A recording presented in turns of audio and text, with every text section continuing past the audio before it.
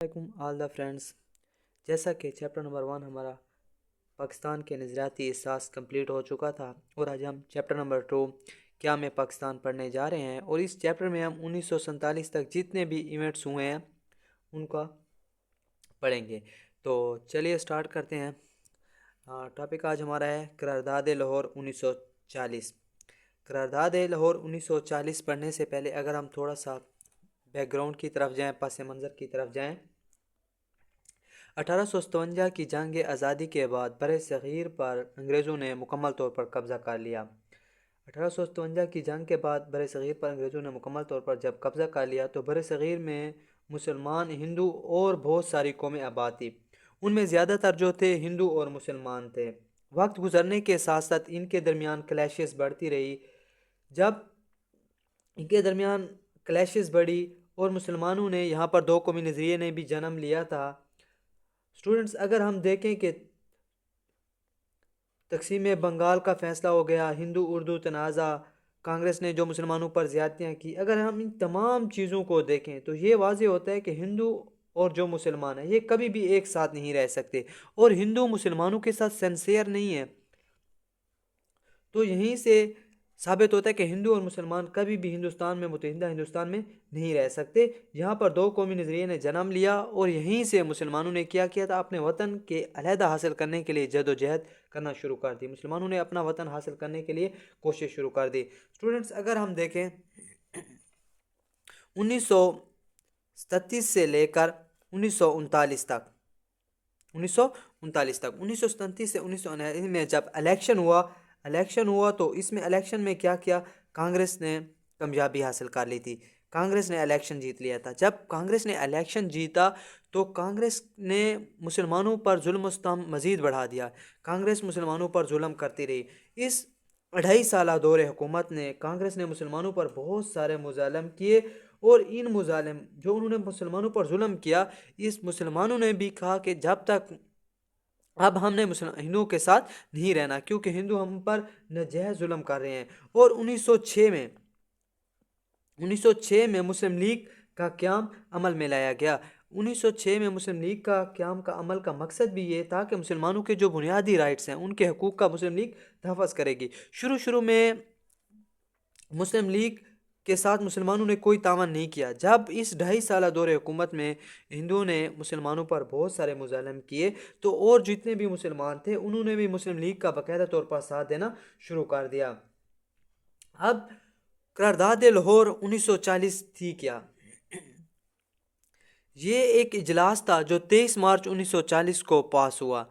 قرارداد لاہور 23 مارچ 1940 کو پاس ہوئی. مسلم لیگ کا یہ ایک سالانہ اجلاس تھا جو 22 سے 24 مارچ تک تھا، اور اس اجلاس میں 1 لاکھ سے زیادہ لوگ انہوں نے شرکت کی تھی. اور اس قرارداد کو پیش مولوی فضل الحق نے پیش کیا، جو کہ یہ قرارداد 23 مارچ 1940 کو پاس کی گئی. مسلم لیگ کا یہ سالانہ اجلاس تھا قرارداد لاہور، اور بعد میں اس کو قرارداد پاکستان کا نام بھی دیا گیا. اس قرارداد کا مقصد کیا تھا؟ اس کے اہم پوائنٹس کیا تھے؟ جب قائد اعظم نے اسپیچ کی تھی، قائد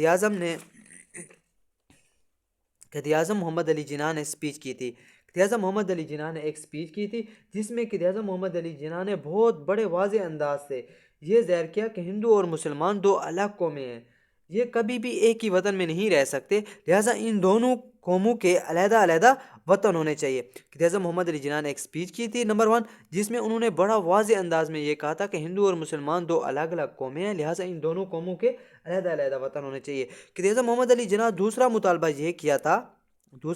قائد اعظم کا یہ تھا کہ وہ علاقے جہاں پر مسلمانوں کی اکثریت ہے ان علاقوں کو آزاد ریاست بنا دیجیے. یہ نہیں کہا تھا کہ ان کو پاکستان بنا دیا جائے، ان کو ایک آزاد مملکت بنا دیا جائے. قائد اعظم محمد علی جناح نے اپنی اسپیچ میں پہلے یہ کہا تھا، بڑے واضح انداز میں انہوں نے واضح کیا کہ ہندو اور مسلمان دو الگ الگ قومیں ہیں، لہٰذا ان دونوں قوموں کا علیحدہ علیحدہ وطن ہونا چاہیے. دوسرا مطالبہ قائد اعظم محمد علی جناح نے یہ کیا تھا کہ وہ علاقے جہاں پر مسلمانوں کی اکثریت ہے ان کو آزاد ریاستیں بنا دیا جائے، اور ان علاقوں میں مغربی اور مشرقی علاقوں کو ملا کر جب ایک آزاد مسلم ریاست بنا دی جائے گی تو پھر ان کے اپنے حقوق کا تحفظ بھی ہو سکتا ہے یہیں سے. تو اس کے اہم پوائنٹس کیا تھے، اہم نکات کیا تھے قرارداد لاہور کے؟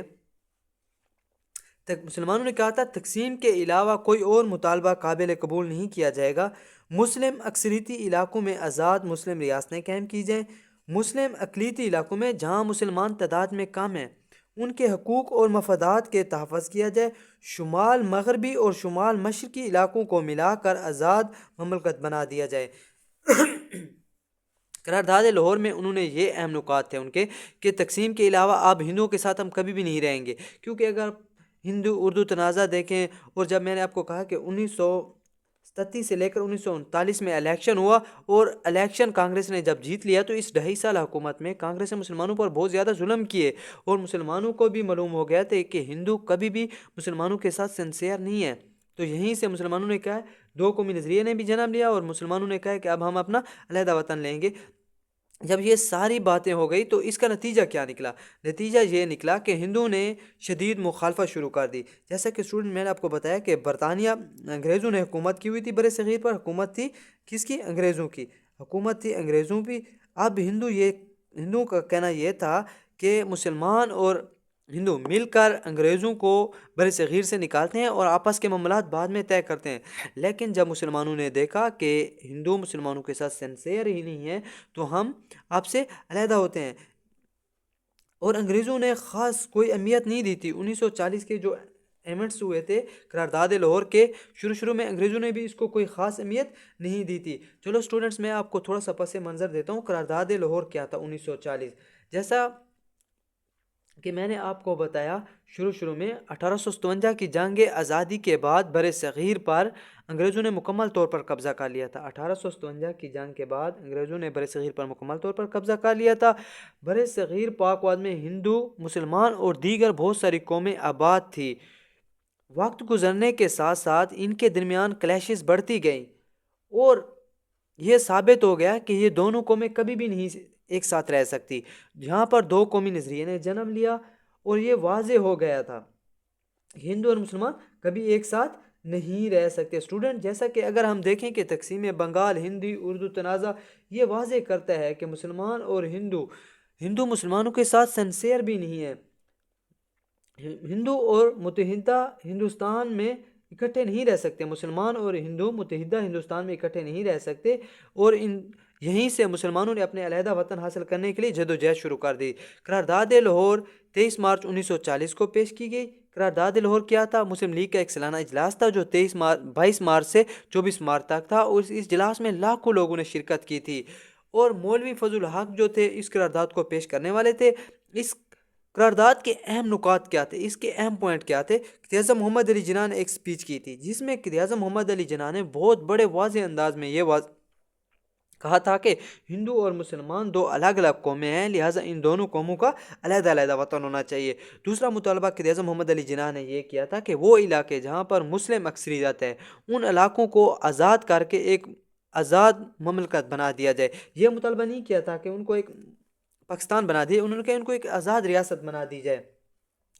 اور یہاں پر مسلمانوں نے کہا تھا کہ تقسیم کے علاوہ کوئی اور مطالبہ قابل قبول نہیں کیا جائے گا۔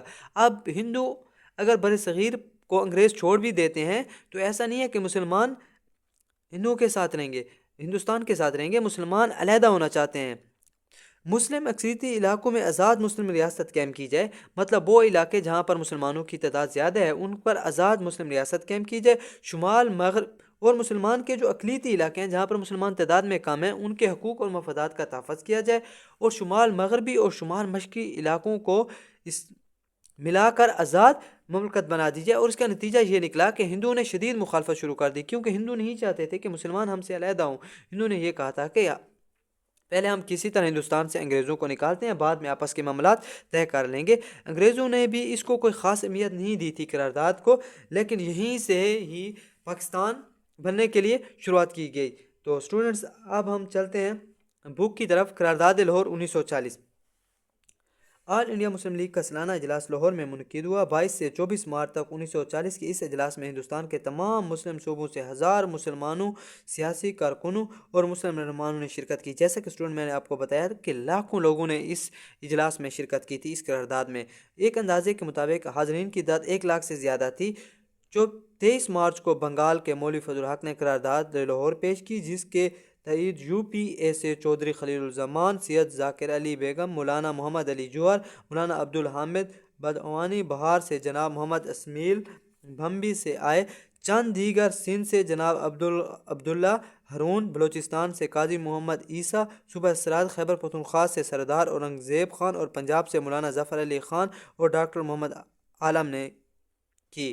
اب اس میں جو شریک ہوئے تھے، محمد عیسیٰ تھے، عبدالحرون تھے بلوچستان سے، اور ڈاکٹر ظفر علی اور ڈاکٹر عالم لوگوں نے اس ہی چاروں صوبوں میں سے جو ان کے بڑے تھے وہ اس میں اجلاس میں شریک ہوئے۔ یہ قرارداد 23 مارچ کو پاس کی گئی۔ اس قرارداد میں مسلمانوں کے مطالبات کو ان الفاظ میں پیش کیا گیا جیسا کہ میں نے آپ کو بتایا کہ قائد اعظم محمد علی جناح نے اپنی سپیچ میں بڑا واضح ہی انداز میں کہا تھا کہ ہندو اور مسلمان کبھی بھی اب ایک ساتھ نہیں رہ سکتے۔ اس ملک کا کوئی ایسا عینی منصوبہ قابل عمل مسلمانوں کے لیے قابل قبول نہیں ہوگا جو مندرجہ ذیل بنیادی اصولوں پر مبنی نہ ہو، یعنی یہ کہ جغرافیائی اعتبار سے متصلہ وحدتوں میں ضروری رد و بدل کر کے انہیں ایسے بنا دیا جائے کہ وہ علاقے جہاں مسلمانوں کی اکثریت ہے، جیسے کہ ہندوستان کے شمال مغربی، شمال مشرقی حصے میں ہے،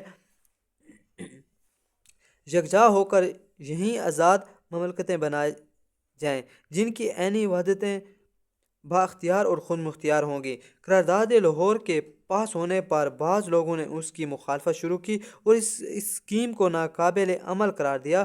ہندو اخبارات نے اس کو قرارداد پاکستان کا نام دے دیا۔ جیسے کہ اسٹوڈنٹ میں نے آپ کو کہا تھا کہ اس کا نتیجہ یہ نکلا تھا کہ ہندوؤں نے شدید مخالفت کی، انہوں نے کہا کہ یہ تو قرارداد نہیں ہوئی، یہ تو قرارداد پاکستان ہوا، اور قائد اعظم محمد علی جناح نے یہیں سے اس کا نام قرارداد پاکستان رکھ دیا تھا۔ قائد اعظم اور مسلم لیگ نے اسی نام کو اختیار کیا، اور جب انہوں نے کہا کہ یہ تو قرارداد نہ ہوئی، یہ تو قرارداد پاکستان ہوا، تو مسلم لیگ اور انہوں نے بھی اس کا نام یہیں سے قرارداد پاکستان رکھ دیا۔ قرارداد لاہور کے پاس ہونے کے بعد قائد اعظم نے برصغیر پاک و ہند کے مسلمانوں کو ایک پلیٹ فارم پر متحدہ کرنے کی کوشش کی۔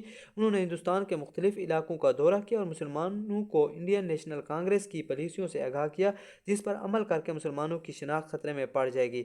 انہوں نے مسلمانوں کے لیے علیحدہ وطن کے مطالبے پر غیر لیگی مسلمان رہنماؤں کی حمایت حاصل کرنے کی بھرپور کوشش کی، جس کے نتیجے میں علماء دیوبند کے ایک اہم گروپ نے مولانا شبیر احمد عثمانی کی سرکردگی میں قائد اعظم اور مسلم لیگ کا ساتھ دیا۔ قائد اعظم کی سیاسی بصیرت سے بنگال اور پنجاب کے بعض غیر لیگی مسلم رہنما بھی مسلم لیگ کا ساتھ دینے پر مجبور ہو گئے۔ برطانوی حکمرانوں نے شروع میں قرارداد لاہور کو کوئی خاص اہمیت نہ دی، جیسا کہ میں نے آپ کو کہا کہ انگریزوں نے اس کو شروع میں کوئی خاص اہمیت نہیں دی تھی، لیکن بعد میں قائد اعظم کی رہنمائی میں مسلم لیگ کی منظم جدوجہد کے نتیجے میں پاکستان کو ماننے پر مجبور ہو گئے۔ جب قائد اعظم محمد علی جناح نے اور مسلم لیگ کوشش کرتی رہی تو انگریزوں نے بھی مان لیا کہ ان کا علیحدہ وطن ہونا چاہیے۔